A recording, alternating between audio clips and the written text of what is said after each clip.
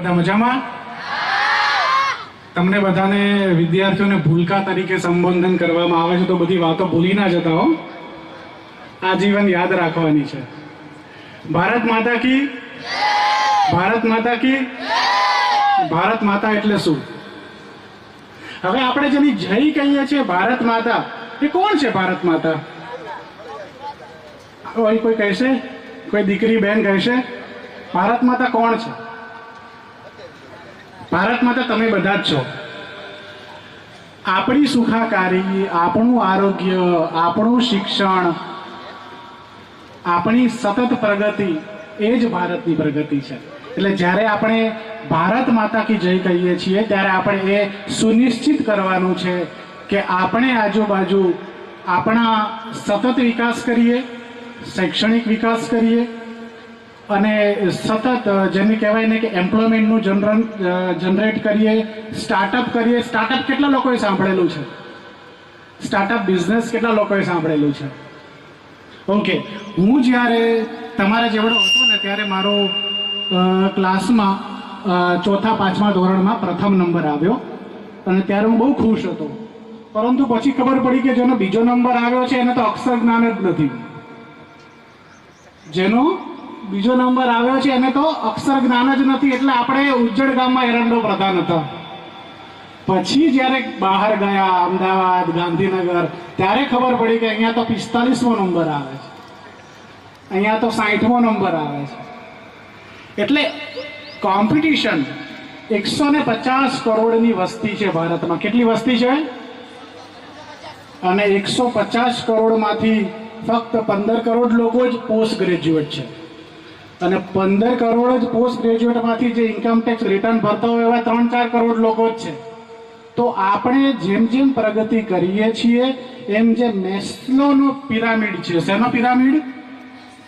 એને આપણે ધીમે ધીમે સર કરતા જઈએ છીએ. એટલે કે આપણી જે બેઝિક નીડ છે, ફૂડ અને શેલ્ટર, ખોરાક અને મકાન, ફક્ત આ બે વસ્તુ માટે જ જીવન નથી કરવાનું.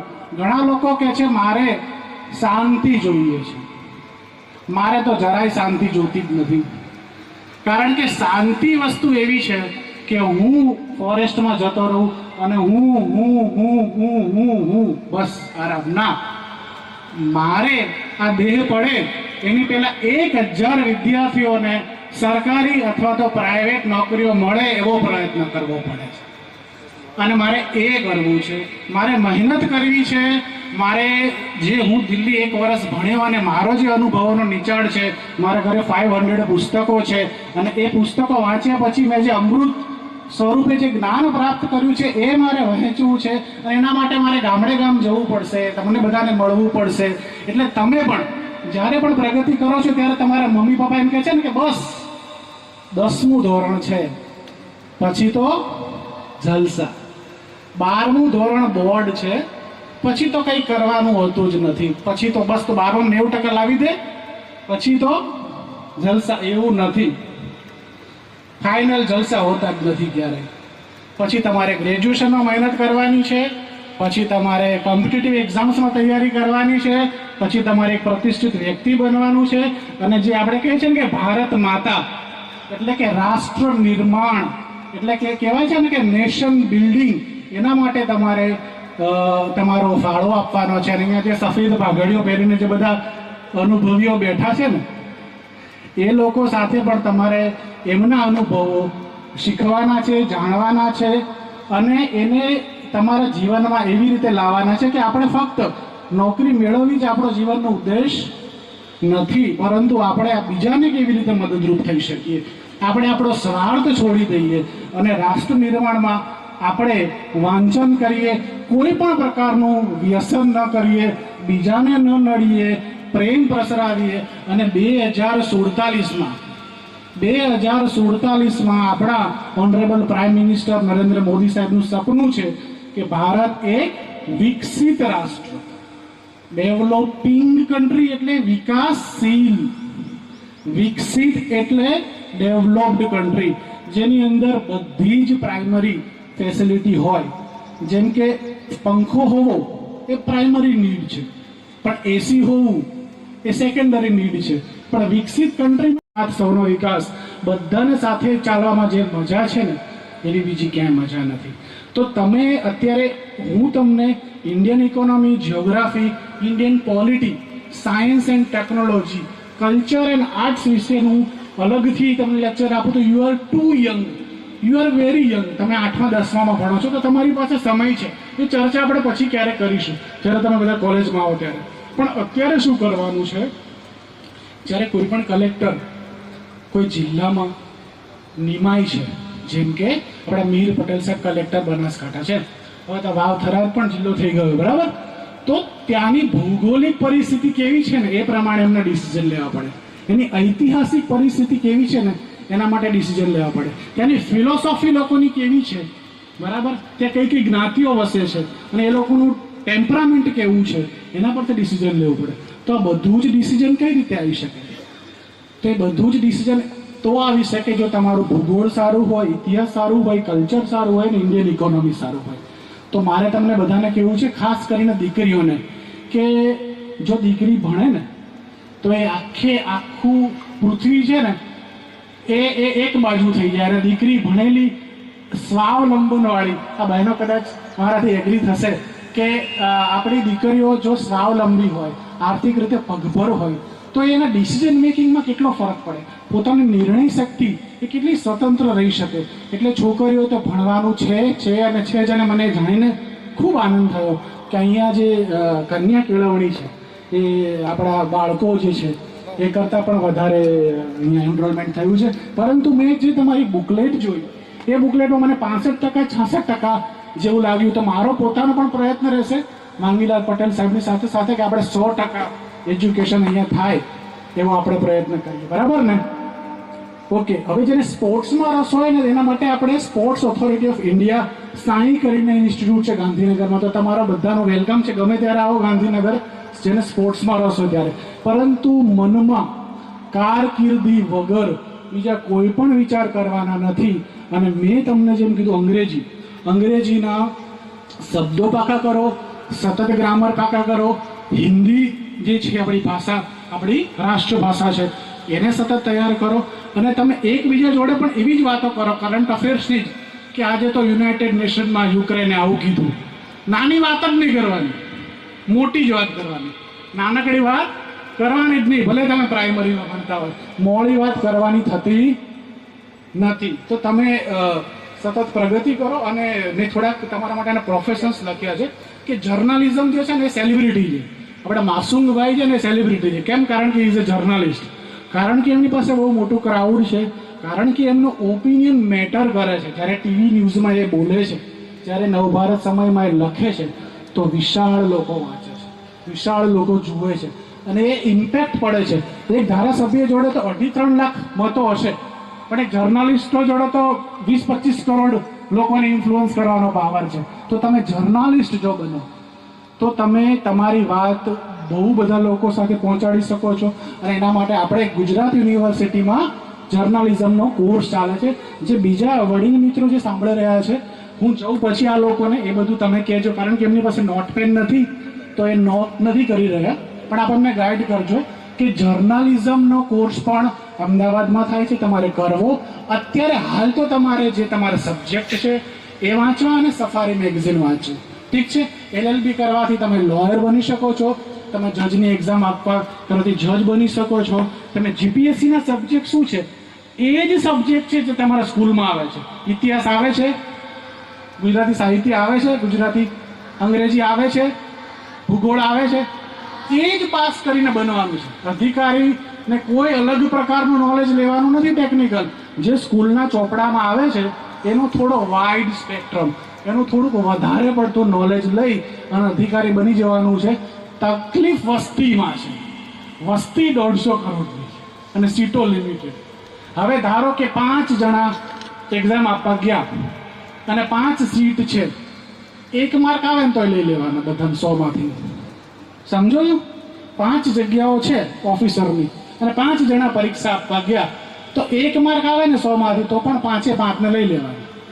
પણ વસ્તી એટલી છે કે 12 લાખ ફોર્મ ભરાય છે, 20 લાખ ફોર્મ ભરાય છે. આજે બનાસકાંઠામાં તમે તૈયારી કરો છો તો ભાવનગરમાં બી તૈયારી, ત્યાં હું કોકને માર્ગદર્શન આપીને આવ્યું આવે નહીં આવે અને નહીં આવે. નંબર 1. નંબર 2, મને એવું કહેવામાં આવ્યું છે કે અહીં ધોરણ 11-12ના આર્ટ્સના વિદ્યાર્થીઓ છે, રાઈટ? તો આર્ટ્સના વિદ્યાર્થીઓ છે એટલે હું એ વાત કરીશ કે આપણી પાસે LLB ની ભવિષ્યમાં એક તક રહેલી છે. આપણી પાસે જર્નાલિઝમની તક રહેલી છે. આપણી પાસે IAS IPS અધિકારી એટલે કે કલેક્ટર સાહેબ, હમણાં મિહિર સાહેબ આવવાના હતા, એ આપણે જિલ્લા કલેક્ટર છે, તો UPSC પાસ કરી છે. તો એની ગ્રેજ્યુએટ કેન અપ્લાય. કોણ આપી શકે? એની ગ્રેજ્યુએટ. તો ગ્રેજ્યુએટનો મતલબ જ એવો થાય છે પરિપક્વ. જ્યારે નોકરી પૂરી કરે ત્યારે ગ્રેજ્યુટી આપે છે ને કે ભાઈ પરિપક્વ નોકરી થઈ ગઈ, તમારી પાકી ગઈ. એવી રીતે તમે ગ્રેજ્યુએટ થઈ ગયા ને પછી તમે એવું નહીં કહી શકો કે મારે તો બહુ તકલીફો હતી, મને માર્ગદર્શન ન મળ્યું, મારા નસીબમાં નહોતું. એ નહીં ચાલે. Once you are graduate you can also fight for the seat of prime minister. શું કરી શકો છો? આપણા જે ઓનરેબલ PM છે એ પણ BH છે. તો એવું તમે ન રાખશો, તમે સતત મહેનત કરો. અને મેં તમને જે જાપાનીઝ વાત કરી કે કાઇઝન, ધીમે ધીમે ધીમે ધીમે ધીમે સતત સુધાર, સતત સુધાર, સતત સુધાર. એ જે હમણાં મોહમ્મદ સામીનો મેં એક વિડીયો જોયો, તો એના ગામમાં વેકેશન માટે જાય છે, તો એ વેકેશનના પણ પીચ બનાવેલી છે ફાસ્ટ બોલિંગ માટે. તો વાત એવી છે કે તમે વેકેશન પણ કરો. અત્યારે તો તમે બહુ નાના છો, બહુ ભૂલકા છો, ફક્ત 13-14 વર્ષના છો, એટલે હમણાં તમે તમારું જીવન જીવી લો. પરંતુ યાદ રાખજો, બહાર બહુ જ બેરહેમ દુનિયા બેઠી છે, ભયંકર દુનિયા બેઠી છે. 150 કરોડની વસ્તી છે અને બહુ જ ઓછી સીટ્સ હોય છે. પિરામિડ સ્ટ્રક્ચર છે, બહુ જ જૂજ જગ્યાઓ આવતી હોય છે, એ સરકારી હોય કે પછી બિઝનેસ કરીએ આપણે. પરંતુ તકલીફો તો છે. પરંતુ આપણે આપણા ઘરે જ્યારે તૈયારીઓ શરૂ કરીએ છીએ, જ્યારે તૈયારીઓ આરંભીએ છીએ અને કોઈ પણ પ્રકારનું વ્યસન નથી કરતા, આપણે સમયનો બગાડ નથી કરતા. લોકો કહે છે કે દુનિયામાં સૌથી દૂર શું? સૌથી દૂર શું? તો કહે છે કે ચંદ્ર, સૂરજ કે તારા. તો જવાબ મળ્યો કે સૌથી દૂર છે ગઈકાલ. કારણ કે તમે ગમે ત્યાં પહોંચી શકો છો, પરંતુ ગઈકાલમાં પાછા નથી જઈ શકતા. તો જો તમારો સમય નીકળી ગયો, જો તમારો પ્રિસિયસ ટાઈમ નીકળી ગયો, તો તમે એ નહીં લાવી શકો. અત્યારથી જ તમારે જેને કહેવાય ને કે સંપૂર્ણ વ્યક્તિત્વ કેવું હોય, વ્યક્તિનું જેન્ટલમેન કેવો હોય, જેન્ટલ વુમન કેવી હોય, તો એ જે આપણી ભારતીય સંસ્કૃતિ છે એ અને જે આપણી આધુનિકતા છે એ બંનેનો સંગમ થાય. જેમ કે તમે યોગ શીખો, તમે પ્રાણાયામ શીખો, તમે જુઓ કે તમારા મમ્મી પપ્પાએ કેટલો સંઘર્ષ કરીને તમને ઉછેર્યા છે, મોટા કર્યા છે, અને એ લોકોને આર્થિક કેટલી તકલીફો પડી છે તમને ભણાવતા ભણાવતા. ત્યારે તમે ફક્ત બીજાના દેખાદેખીની અંદર સમયનો બગાડ કરવો, પોતાના સ્વાસ્થ્યનો બગાડ કરવો અને ભવિષ્યને ધૂંધળું કરે એવી કોઈ પણ પ્રવૃત્તિથી દૂર રહેજો. હમણાં જ માંગીલાલ પટેલ સાહેબે કીધું એમ મિહિરભાઈને કોઈએ સેમિનારમાં કીધું હતું કે આવી કોઈ UPSC હોય. અમારા ગઢવી સમાજના સેમિનારમાં એકવાર કોઈ વાત કરી હતી કે ઈસરોમાં આવી જગ્યા છે, તો એ ભાઈ ઈસરોના સાયન્ટિસ્ટ બની ગયા અને એન્ટાર્કટિકામાં જનારા ગુજરાતના એકમાત્ર સાયન્ટિસ્ટ હતા કે એન્ટાર્કટિકામાં 6 મહિના એમણે રિસર્ચ કર્યું. બીજું, એક એવી પણ માન્યતા પ્રવર્તે છે કે ભણવાનું નહીં, જલસા કરવાના. પણ ભણે ને એ જ જલસા કરે. તમને કહું, ભણે એ જ જલસા કરે. કેમ? તમે ફિલ્મો જોવો અને તમે ભણેલા હોય, તમે ફિલ્મો જુઓ તો તમને ડાયરેક્શન કેવું છે, કેવી રીતે સીન ક્રિએટ કર્યો છે, કેવી રીતે સિનેમેટોગ્રાફી કરી છે, આ લોકો હીરો હિરોઈન કયા કુટુંબમાંથી આવે છે, એ લોકોની લીગેસી શું છે. તો તમે ફિલ્મ જોતા હોય અને બીજું કોઈ ફિલ્મ જોતું હોય, એમાં ફરક છે. એમાં ફરક છે. તમે હિસ્ટ્રી જાણતા હોય, તમે સોમનાથ દર્શન કરવા ગયા અને પેલો જલસાવાળો વ્યક્તિ સોમનાથ દર્શન કરવા ગયો, એમાં ફરક છે. સોમનાથનું મંદિર તૂટ્યું એ વખતની જે મૂર્તિઓ છે એ ત્યાં સંગ્રહાલયમાં છે, ત્યાં કોઈ જતું નથી. પણ જે હિસ્ટ્રીનો વિદ્યાર્થી છે, જે જિયોગ્રાફીનો વિદ્યાર્થી છે, જેને રસ છે આપણી સંસ્કૃતિ જાણવામાં, એને તો જાય છે ત્યાં. તો ભણવાથી ફક્ત આર્થિક ઉપાર્જન થતું નથી. આર્થિક ઉપાર્જનના તો ઘણા બધા રસ્તા છે. ફક્ત ભણવાથી જ નથી થતું, પણ ભણવાથી એટલે શું? ભણવાથી એટલે ઇતિહાસ. મુકેશ અંબાણી સેકન્ડ જનરેશન છે કે મુકેશભાઈ જે છે એ તો ધીરુભાઈ અંબાણીથી એમનું આખું પેઢી દર પેઢી છે જ, પરંતુ અદાણી તો ફર્સ્ટ જનરેશન છે ને. Adani is the first generation. તો આપણે ફર્સ્ટ જનરેશન રાગામનો કેમ ના થઈ શકે? નેક્સ્ટ અદાણી. તો એવું ના વિચારશો કે ભાઈ આપણે આગળ કઈ રીતે ફંડ લાવીશું, બધું થઈ જશે. તમારે સતત માર્ગદર્શનની જરૂર છે અને સારા ગુરુની જરૂર છે. ગુરુ વગર બધું નકામું છે. સતત પુસ્તક વાંચનની જરૂર છે અને જેમ મેં કીધું જાપાનીઝ પદ્ધતિ, એવી રીતે તમારે કાઇઝન કરી અને રોજ થોડું ડેવલપ કરવાનું છે. એટલે આ બધી મારે વાત કરવી છે. અને તમે એક સારા નાગરિક બનવા માટે તમારા દરેક પુસ્તકમાં એક મૂળભૂત ફરજો આવે છે કે નહીં? પહેલા જ પેજ ઉપર આવે છે કે નહીં? તો તમને બધા સરકારે ભારત દેશે એટલા બધા મૂળભૂત હકો આપે છે. વાણી સ્વતંત્રનો હક છે, જીવવાનો હક છે, સારા ઊંઘનો હક છે, સારા હેલ્થનો હક છે, પોતાનો ધર્મ પાળવાની છૂટ છે, પોતાનું કલ્ચર અને હેરિટેજ જાળવવાની છૂટ છે. તો સાથે સાથે આપણી ફરજો પણ છે કે આપણે નેશનલ ફ્લેગને સન્માન કરીએ, આપણા હેરિટેજ વારસાને જાળવીએ, પરસ્પર વૈમનસ્ય વેરભાવ ન રાખીએ. અને વડીલો માટે તો એવું છે કે ધોરણ 1 થી 7 સુધીના બાળકોને ભણાવીએ, પણ હવે મૂળભૂત ફરજ થઈ ગઈ છે પેરેન્ટ્સની કે 8 ધોરણ સુધી તો બાળકોને ફરજિયાત ભણાવવા.